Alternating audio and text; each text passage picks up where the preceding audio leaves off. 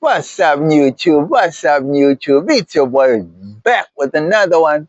People, in today's video, we want to discuss the declining,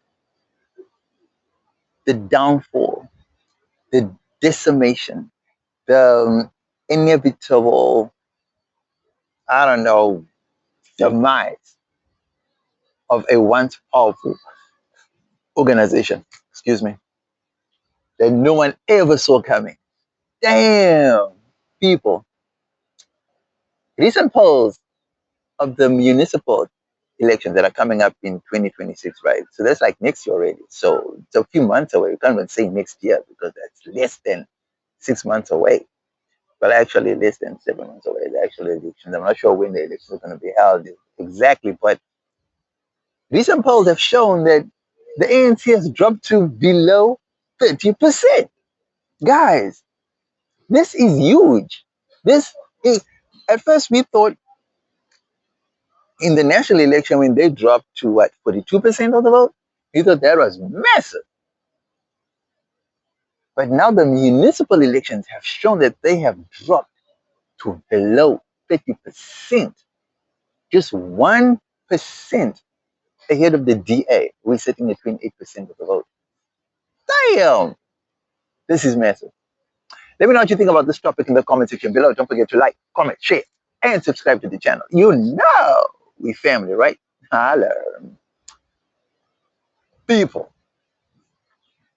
never in my wildest dreams did I ever think that I would see the party of Nelson Mandela basically go to the dogs.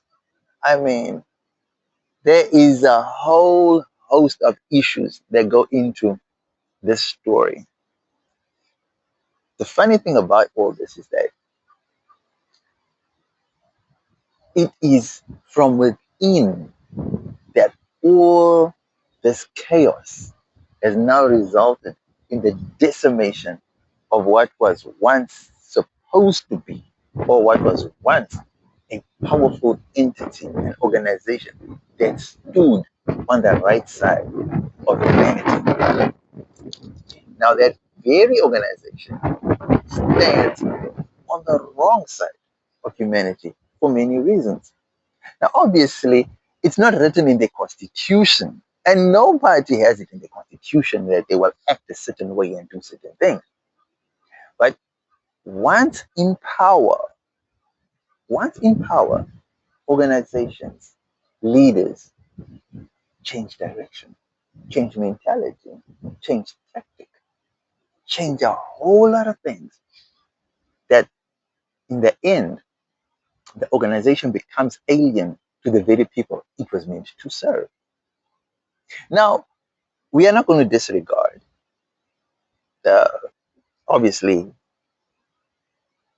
the good that they did in the beginning, just to obviously bolster whatever votes they had at the time. But over time, they became complacent. Guys, as we speak now, there's infighting in almost every department that you can think of.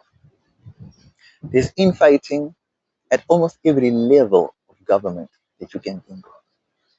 There's um, corruption, bribery, there's uh, factionalism, there's tribalism, there's looting, outright theft, there's collusion, there's with criminal entities, there's dude, it's a lot. It's a lot. I mean, the recent expose by the general that the country's security apparatus was basically broken down or has been systematically broken down to make way for drug cartels to actually launder money or do the business that they wanted to do without any hindrance. For me, that is a huge thing. Guys, I mean, do you know how bad, how disturbing that you get political heavyweights, you get judicial systems, you get people that are in the pockets of criminals. Guys, I am talking from the highest levels. How does a political entity get itself entangled with criminals? I mean, business on a business level, we can say it was business or due to business because of the money. If we look at the track record of the ANC, we have to go back to the days of the war, right? Days of the struggle when they were in exile, right? How would they survive it? Obviously, there was funding from donor countries and all that, but obviously the funding couldn't have been enough to to sustain the entire operation.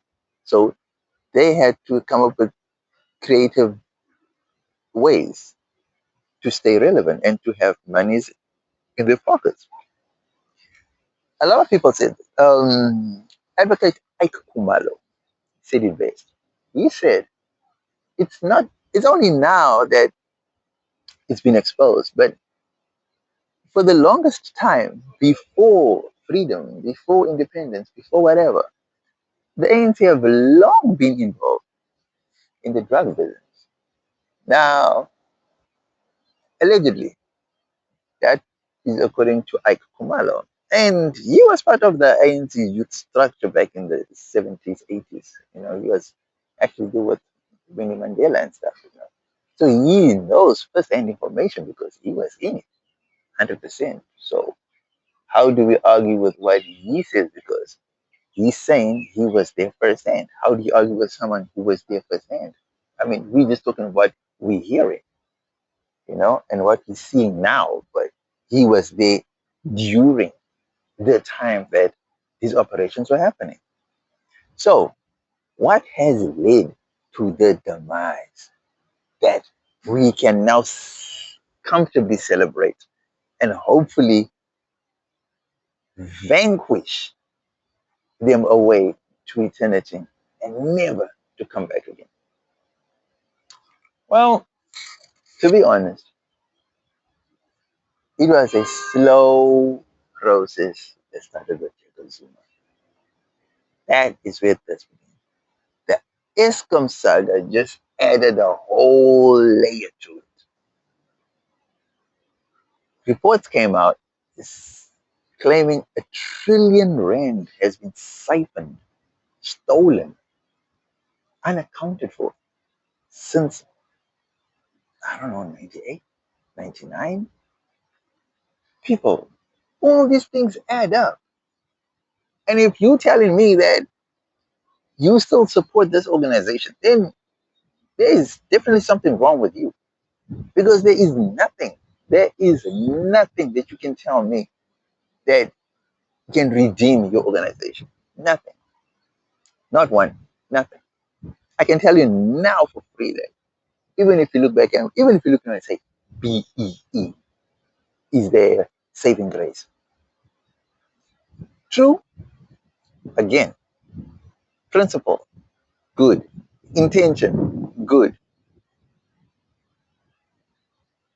The delivery, the manner in which it's now being handled, the intent versus the current rollout, two different things. Two different things. I mean, you cannot introduce a broad-based economic policy that's meant to transform the broader economies or the broader population's fortunes and livelihoods. And yet, at the heart of your, and yet at the heart of the earnings of the people taking the biggest share, the lion's share of what's meant to be for the broader public, is the people that are in power. People from the lotto, to um, the COVID, to you just name it, everything and anything to combat diabetes. People, that's is a recipe for disaster. Then the splinter groups. Then there's the other part of the ANC that most people don't really want to talk about. And that's the part where they are financing these brunch meetings and flashy cars and flashy lifestyles with CITs, cash and transit robberies. Guys, come on. Nah, man, this is not right. This is not right. This is not right. This is not right. And it's sad, but this is what it has come to. And we have to now live with it. And that's the sad reality, you know. Most of us dream, have dreamt of the day that they would suddenly fall, reality hit them slap bang in the face because they become so complacent. I remember one minister actually saying they don't need certain areas dirty votes.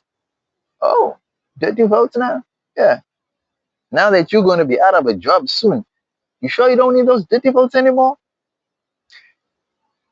See, we could learn from this. Other parties could learn from this. But unfortunately, other parties don't learn. They fall into the same trap. Let's look at let's look at the PA, Patriotic Alliance. People first came out and said this is a pact of criminals. And I refused to believe it. I just thought that these people were going off the fact that two former prisoners decided to do good, start a party, and turn their lives around. How wrong was I? But not just me. How wrong were we? People, you spend, I don't know, 7, 8, 9, 10 years in prison for crime, whatever crimes you commit. You then come out, claim to be reformed. You say all these nice things that you don't want to depend on the state because the state looked after you and the state raised you and the state did this for you. And you sing the state's praises. And everybody buys into your narrative that you are a reformed, a changed, and a well to do person who is now looking to change the fortunes of society. You and your colleague, co founder of the PA. What happens? 10 years down the line, 5 years, 8 years, 10 years down the line, you are exposed or you expose yourself by still having underground, underworld connections. If you are reformed and you say you are reformed and you want to do good by society now and start afresh and turn a new leaf and all that, why would you still be linking or still have ties to your underworld connections? I mean, Kenny Kunene started a online newspaper that never did any work that anyone knows about. And then all of a sudden, you telling me that his first major scoop is going to be one with a drug cartel member. And not only that, how how did he get access to this person's house? He was actually in the driveway when the police came. Ah, guys, you are the MMC, the MEC. You are the MMC, or is it the MEC of tourism? And then you become the acting mayor, and then you get caught in this web of underworld. And then you come on national TV and you fail to actually articulate what you were doing at this person's premises. I mean, how is that for the first scoop? You came on TV, you were choking half the time. You couldn't explain yourself properly, and anyone could see that you were lying through your teeth. Okay, these are the politicians that we voted in. Okay, cool. I'm not saying other people are innocent, right?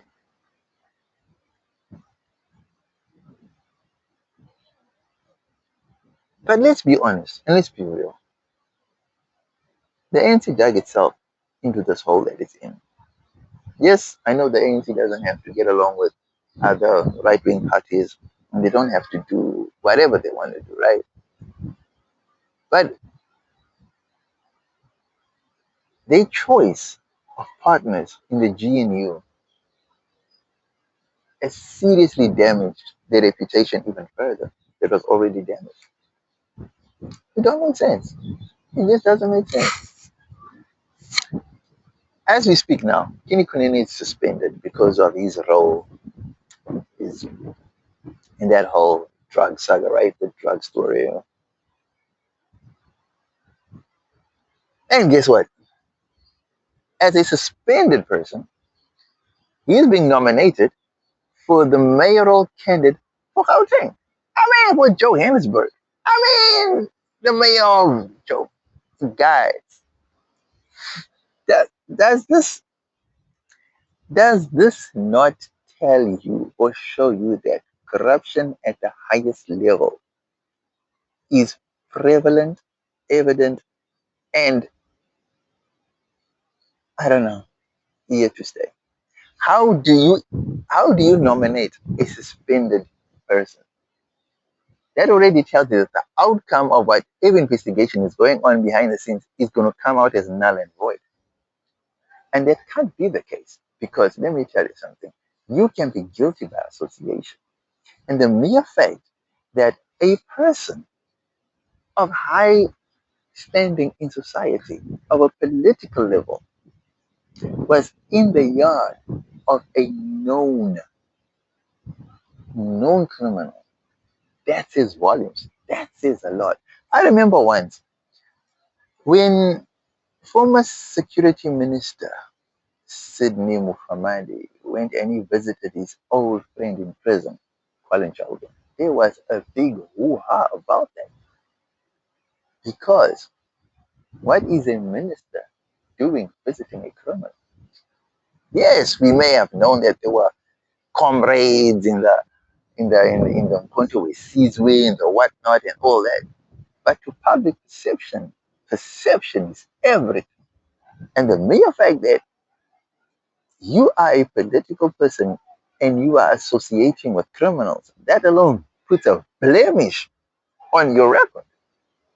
So I'm just saying, guys, I'm happy, I'm elated. I just hope and pray that the downfall is happens expeditiously,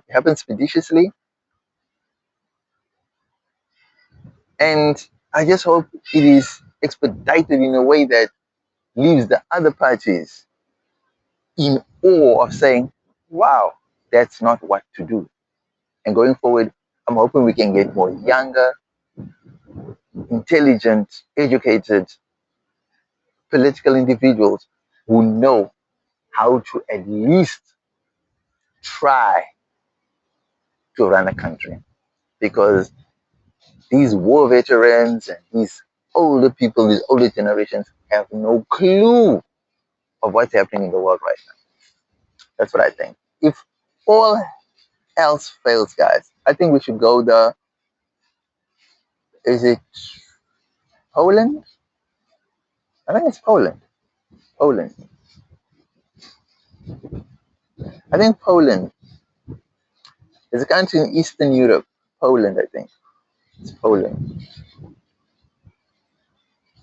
In the east of Europe. Sweden, Poland. Yeah, I think it's Poland.